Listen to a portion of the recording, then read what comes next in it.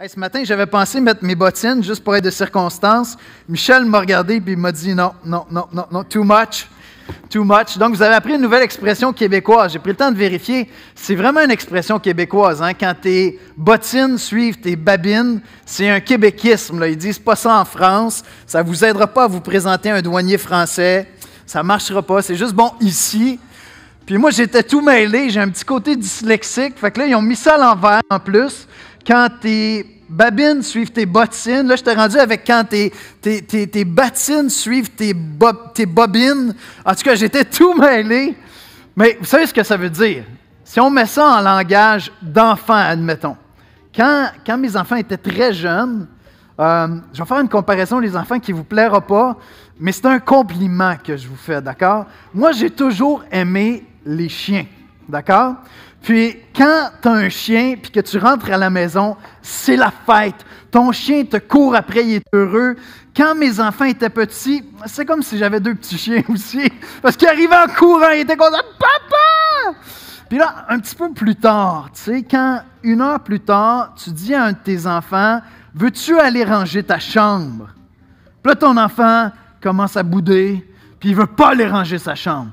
Bien, c'est exactement ça quand tes bottines ne suivent pas tes babines. « Je t'aime, papa! » Mais là, c'est le temps d'aller faire quelque chose, puis là, « Oh non, j'ai vraiment pas le goût. » Tu sais, c'est juste comme une grosse contradiction. Puis c'est important. Pour Dieu, c'est important qu'il n'y ait pas ces contradictions-là dans notre vie. Au contraire, qu'on soit entier, que ça se tienne, que ce que je dis, je le fais, puis ce que je fais, je le dis, puis tout ça, c'est fait comme Dieu le désire. C'est une valeur super importante dans la Bible. On va aller voir ça ensemble ce matin. Voici comment je résumerai l'exposé biblique de ce matin. Vous allez voir, c'est pour tout le monde. C'est pour tout le monde parce qu'on travaille à ça toute notre vie, honnêtement. Il y a juste Dieu qui est parfait dans ce domaine-là. Voici comment je résumerai ça ce matin.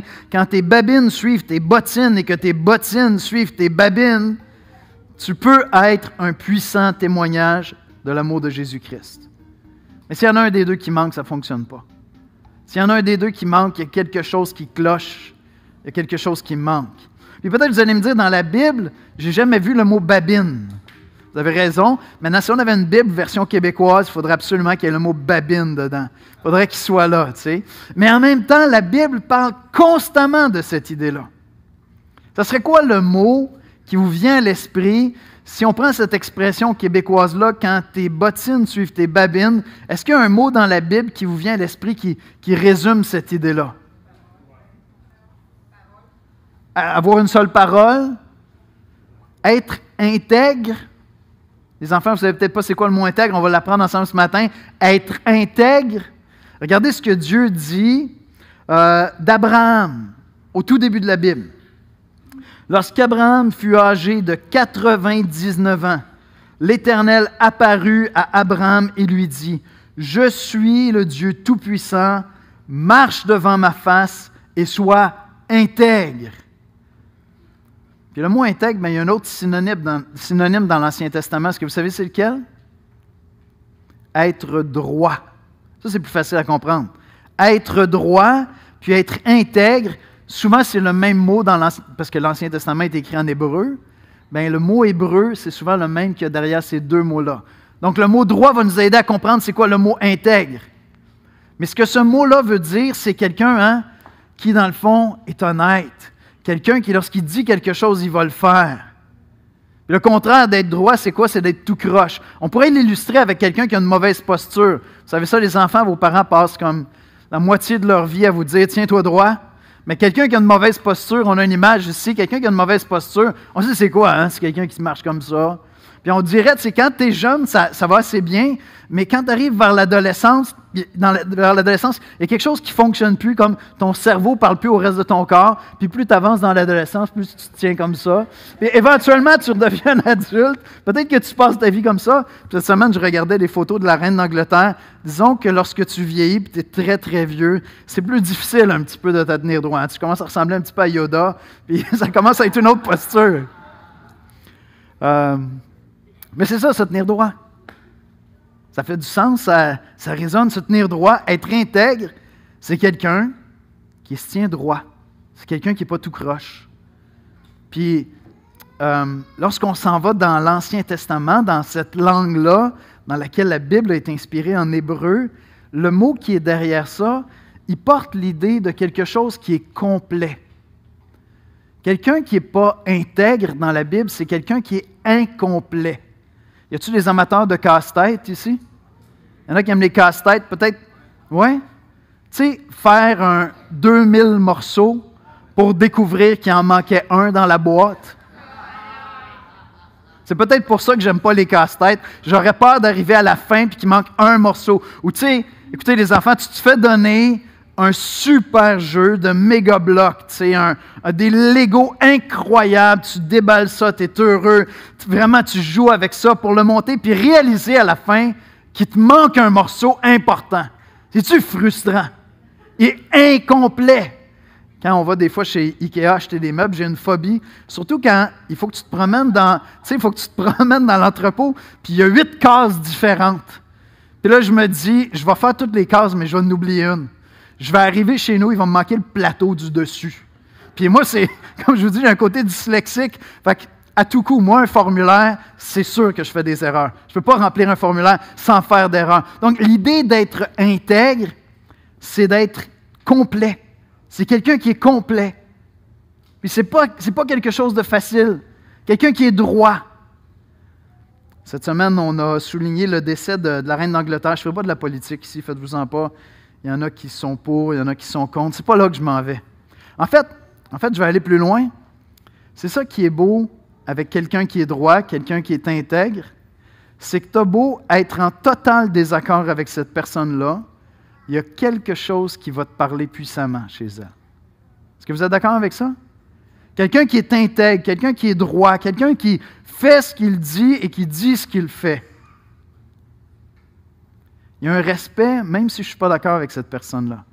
Et cette semaine, la reine d'Angleterre est décédée, puis je pense que c'est la qualité qui a été le plus souvent soulignée. On a une photo d'elle lorsqu'elle avait 14 ans. À 14 ans, elle apprend, d'accord les enfants, 14 ans, pensez à ça. À 14 ans, tu apprends que si ton père, qui est le roi, meurt, c'est toi qui deviens souverain. À n'importe quel âge. Tu as 14 ans, tu peux devenir la reine d'Angleterre, là. Donc, à 14 ans, elle a fait un discours, c'est vraiment touchant. Elle a dit, puisque c'est moi l'héritière de la couronne, elle dit, je m'engage à servir la nation jusqu'à ma mort. Elle a pris cet engagement-là à 14 ans, ne sachant pas qu'à 25 ans, son père allait mourir et qu'elle allait être faite reine à 25 ans, couronnée à 26 ans. Et cette semaine, elle est décédée à l'âge de 96 ans. Et à travers toute sa vie, que vous soyez d'accord avec la royauté ou non, cette dame-là a été entourée de toutes sortes de scandales dans sa famille. Et à ma connaissance, il n'y a aucun scandale personnel. C'est une image de quelqu'un qui fait ce qu'elle dit et qui dit ce qu'elle fait. Elle était intègre. C'est vraiment intéressant, hein? Pensez-y, à 14 ans. Qui a 14 ans ici? 14-15 ans? Il y en a une couple?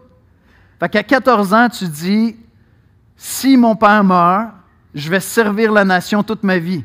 C'est pas comme, tu sais, je vais attendre d'avoir 18 ans, là, je vais me dire, qu'est-ce que je pourrais faire? Je vais aller à l'université, tu essaies quelque chose pour 2-3 ans. Je vais l'essayer. Je vais essayer d'être reine. Je ne m'engage pas, je vais le faire 2-3 ans. Si ça ne marche pas, je me réoriente en mécanicien. C'est bon? Non, à 14 ans, elle a pris un engagement qu'elle respectait jusqu'à 96 ans. Et si vous pensez que c'est toujours la joie être reine, en plus, c'est un monarque qui a très, très peu de pouvoir. Si au moins elle avait le pouvoir, mais très, très peu de pouvoir. C'est vraiment une figure symbolique. Donc, les gens sont toujours en train de te regarder et de dire, t'es l'image de l'Angleterre. T'es l'image de l'Angleterre. T'es l'image de l'Angleterre. Puis là, t'as des paparazzis, hein, des photographes qui te suivent partout. Puis là, ils veulent découvrir des petites histoires croustillantes sur sa vie. Elle dit ça, hein, mais elle fait ça. Tu vois, elle n'est pas intègre. Elle n'est pas droite. Elle n'est pas complète. Évidemment, l'image parfaite de l'intégrité, c'est Jésus-Christ.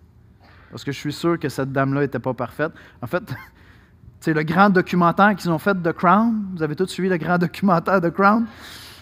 Mais si ça se rapproche de la vérité, cette dame-là n'était pas parfaite. Il y avait quand même quelques lacunes. Peut-être même comme maman, je ne sais pas. Mais il y avait quelques lacunes chez elle. Elle n'était pas parfaite. Mais c'était une personne intègre.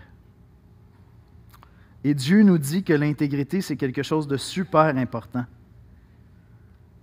On lit dans le psaume 37, 37, « Observe celui qui est intègre et regarde celui qui est droit, car il y a une postérité pour l'homme de paix. » Ça veut dire quoi? Ça veut dire que quand je déclare quelque chose avec ma bouche, comme je suis chrétien, mais je veux m'assurer que ma vie ressemble à ça. Et ça veut dire que je n'ai pas peur de m'afficher et de dire que je suis chrétien.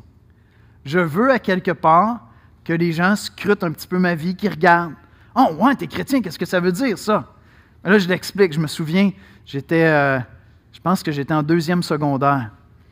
Puis là, il y avait comme un moment, où il demandait à tout le monde de partager dans quoi vous croyez, à quelle religion vous appartenez. Moi, je trouvais ça cool. J'étais comme le seul de la classe qui allait dans une église évangélique baptiste. Maintenant, s'ils avaient fouillé dans ma vie, là, ça ne marchait pas du tout. Fait que j'ai levé ma main. J'étais tout content d'expliquer ça. Mais ma vie personnelle, c'était le contraire de ça. Mes amis le savaient. Ils n'auraient jamais deviné que j'allais à l'église.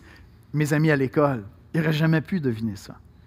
Parce que mes bottines ne suivaient pas mes babines. Ma vie ne ressemblait pas à ce que je professais, ce que je disais. Puis tout le monde est un peu dans ce dilemme-là. Quand tu es chrétien, là, tu es pris dans un dilemme. Il y a les gens qui disent, moi je vais parler beaucoup parce que c'est important, il faut annoncer l'Évangile. C'est comme ça que les gens vont connaître Jésus, ils veulent parler. Mais des fois, certains d'entre eux parlent beaucoup, mais ne font pas beaucoup. C'est comme si tu mets sur mute, ça ne fait aucun sens. Vous savez, quand tu écoutes quelque chose puis tu fais juste le mettre sur silence, avez-vous déjà regardé des annonces puis juste le mettre sur silence? C'est très, très drôle à regarder. Ça ne fait aucun sens. Bien, il y a des gens qui sont comme ça. Ils parlent beaucoup, mais si tu le mets sur mode silence puis tu regardes leur vie, tu te dis « Aïe, aïe, j'ai aucune idée de quoi ils parlent. » Parce que sa vie ne fait aucun sens. Puis il y a d'autres personnes, c'est pas ça. Ils ont tellement peur de parler qu'ils ont une super belle attitude. Mais ils n'expliquent jamais d'où ça vient. Ils n'expliquent pas que c'est parce qu'ils croient en Jésus-Christ. C'est un des défis pour moi, par exemple, à la maison. On a toutes nos manières qu'on aime aimer les gens autour de nous. Moi, j'aime en servant. Si quelqu'un a besoin d'aide, là, j'aime ça au maximum. Mais moi, je dois me rappeler qu'il faut que je dise aux gens autour de moi, ce que je fais là, c'est parce que je t'aime. C'est mon langage d'amour. Et donc, il faut que je parle, parce qu'autrement, les gens, ils peuvent avoir l'impression, « Ah, Yannick, il veut juste que tout soit propre. » Parce que ça, il tombe ses nerfs. Il y a un petit peu de ça. Si je veux être honnête, hey, la gang du bureau, un petit peu de ça. Mais vraiment, mon langage d'amour, c'est le service. Fait que moi, je vais aller aider. Mais j'ai besoin de dire aux gens, c'est vraiment parce que je veux te servir que je veux faire ça. Donc, je ne sais pas de quel côté tu es. Tu es celui qui parle tout le temps, puis si on te met sur mute, on ne comprend rien à ta vie. Parce que ta vie n'a pas l'air de ce que tu dis. Ou tu es le contraire. Tu es celui qui est toujours en train de travailler, mais qui n'ose pas dire d'où vient cet amour-là d'aider les gens, de servir les gens. Puis, si on va être honnête, c'est vraiment pas facile d'être intègre. C'est une des choses les plus difficiles pour l'être humain. On essaie de l'être, on cherche à ce que nos bottines suivent nos babines, puis que nos babines suivent nos bottines. Mais c'est vraiment pas quelque chose de facile. Dans la Bible, dans le Nouveau Testament, Dieu confronte l'Église constamment avec un manque d'intégrité, on manque d'être complet. On lit dans 1 Jean 3, verset 17, « Si quelqu'un possède les biens du monde, tu sais, ton garde-manger est plein, et que voyant son frère dans le besoin, il lui ferme ses entrailles, c'est-à-dire ferme son cœur, je ne veux pas t'aider. Comment l'amour de Dieu demeure-t-il en lui? Tu dis que tu aimes Dieu, tu pourrais aider quelqu'un qui est dans le besoin, un frère en plus, puis tu ne l'aides pas. Non, non, l'amour de Dieu n'est pas en toi. Manque d'intégrité, c'est ça qu'on est en train de confronter ici. Soyez intègres. Soyez intègres, c'est extrêmement puissant. C'est puissant parce que ça plaît à Dieu. Dieu cherche des gens de tous les âges. Tu peux avoir 8 ans puis essayer de dire « Moi, je veux être intègre. Je veux vraiment que ce que je dis, là, ce soit comme ce que je vis et vice-versa. » Ça plaît à Dieu. Deuxièmement, les gens ont énormément de respect pour les personnes intègres. C'est comme un réflexe. C'est quelqu'un à qui tu peux faire confiance parce que sa parole ne vaut pas rien. Sa parole vaut quelque chose. Puis ses actions, je sais d'où ça vient. Ça vient d'un cœur bien disposé. Puis troisièmement, soyez intègre parce que c'est bon pour votre âme. Le contraire de l'intégrité, c'est comme une image qui ne dit pas la vérité. Tu sais. C'est une forme de mensonge. Puis ça, c'est tellement destructeur à l'intérieur d'avoir comme 2 vies. C'est tellement dur. Et si tu es à cet endroit-là où tu dis, quand je suis avec les chrétiens, quand je suis avec ma famille, j'ai tel style de vie, puis quand je suis à l'école avec mes amis, j'ai un autre style de vie complètement, j'ai vraiment pas de l'air d'un chrétien, ça fait mal en dedans. Ça fait mal, c'est très destructeur. Tu vas toujours avoir une tension où tu vas avoir l'impression qu'il faut que tu changes de masque, puis tu n'espères pas te tromper, tu sais. Il ne faut pas que tu te trompes de masque. Quand tu es à l'école, tu mets ton masque de pas chrétien. Quand tu arrives à l'église, tu mets ton masque de chrétien, puis il ne faudrait pas que tu te trompes, parce que là, tu vas être dévoilé. Fais-le parce que ça plaît à Dieu, fais-le parce que les gens ont beaucoup de respect pour ça, puis fais-le parce que c'est bon pour ton âme. Puis je vais amener une dernière idée qui, je pense, est super importante pour être intègre. Puis là, vous allez voir la beauté de l'Évangile. La beauté de la bonne nouvelle que Jésus est venu mourir sur la croix pour nos péchés. Bien, c'est qu'il y en a un seul qui est parfaitement intègre. C'est Jésus. Aucun ici est parfaitement intègre. Il y a juste Jésus qui est vraiment là. Lui, là, on peut dire, ses bottines suivaient toujours ses babines. Ses babines, je vais-tu le dire? Ses babines suivaient toujours ses bottines. C'est une des forces de Jésus. On lit dans Hébreux 4,15, « Car nous n'avons pas un souverain sacrificateur, en parlant de Jésus, qui ne puisse compatir à nos faiblesses. Au contraire, il a été tenté, comme nous en toutes choses, sans commettre de péché. » Donc, il a été tenté. Il a été conduit au désert, il a été tenté. Il a été mis à l'épreuve. Mais quand il était mis à l'épreuve, tout ce que ça révélait, c'est qu'il était intègre, il était droit. Ses bottines suivaient toujours ses babines. Il y a juste lui qui est parfait comme ça. Personne d'autre l'est. C'est ça qui était confondant hein, avec les chefs religieux de l'époque. Les chefs religieux de l'époque étaient là, puis ils enseignaient la parole de Dieu. Ils étaient des modèles en parole. Mais Jésus leur dit, vous êtes des hypocrites. Parce que les beaux standards là, de religion que vous présentez, vous n'êtes même pas capable de les suivre. Mais non seulement ça, Jésus enseignait la vérité. Jésus, ce n'était pas seulement quelqu'un qui faisait du bien, c'est quelqu'un qui annonçait le royaume de Dieu. Et pourquoi est-ce que je m'en vais là? Mais c'est qu'il y en a juste un qui est parfait. Fait que si tu veux être quelqu'un de droit et d'intègre, écoute, il faut absolument que tu laisses la place à Jésus dans ta vie. Parce que lui, il sait que tu es imparfait. Il veut te pardonner. Il veut te pardonner ces moments où tu n'es pas intègre, où tu n'es pas droit. Ces mensonges que le Saint-Esprit te rappelle et dit « Hey, tu viens de mentir. » On lit dans 1 Jean 1, 8 et 9. Écoutez bien ça. Si nous disons que nous n'avons pas de péché, moi je suis intègre, je n'ai pas de péché, nous nous séduisons nous-mêmes et la vérité n'est point en nous. Si nous confessons nos péchés, j'ai menti. C'est pas vrai, je t'avais dit que j'avais fait ça, mais je ne l'ai pas fait. Si nous confessons nos péchés, il est fidèle et juste pour nous les pardonner, pour nous purifier de toute iniquité. Vous savez quoi? Pour un chrétien, là, c'est très intègre de demander pardon parce qu'on n'a pas été intègre. Est-ce que vous savez ça? Pour un chrétien, c'est très intègre de demander pardon parce que vous n'avez pas été intègre. Puis les gens ont beaucoup de respect pour ça. Je vais demander aux musiciens de venir me rejoindre à l'avant, puis je veux laisser toute l'assemblée, quel que soit votre âge, avec un petit exercice à faire cette semaine. Un petit exercice d'humilité. OK? Pas facile, mais ça fait du bien. Je vous invite à demander à Dieu, Dieu, montre-moi des domaines dans ma vie où je ne suis pas intègre. Tu peux faire ça à n'importe quel âge, hein? Tu as 9 ans, tu as 10 ans, que ce soit à l'école, avec les amis, à l'église, avec la famille, peu importe. Est-ce que vous avez le courage de dire à Dieu, montre-moi un domaine dans ma vie où mes bottines ne suivent pas mes babines, puis mes babines ne suivent pas mes bottines. Peut-être que tu es la personne qui parle tout le temps, hein? Puis si on te mettait sur mute, tout le reste de ta vie, c'est comme, ouf, une chance qu'elle dit qu'elle est chrétienne, parce que je ne l'aurais pas deviné en la regardant. Ou peut-être que vous êtes l'inverse, toujours en train d'aider, à une marque, là, tu sais. Toujours en train d'aider, aider. Mais vous n'ouvrez pas la bouche pour dire que c'est l'amour de Christ qui vous amène à faire ça.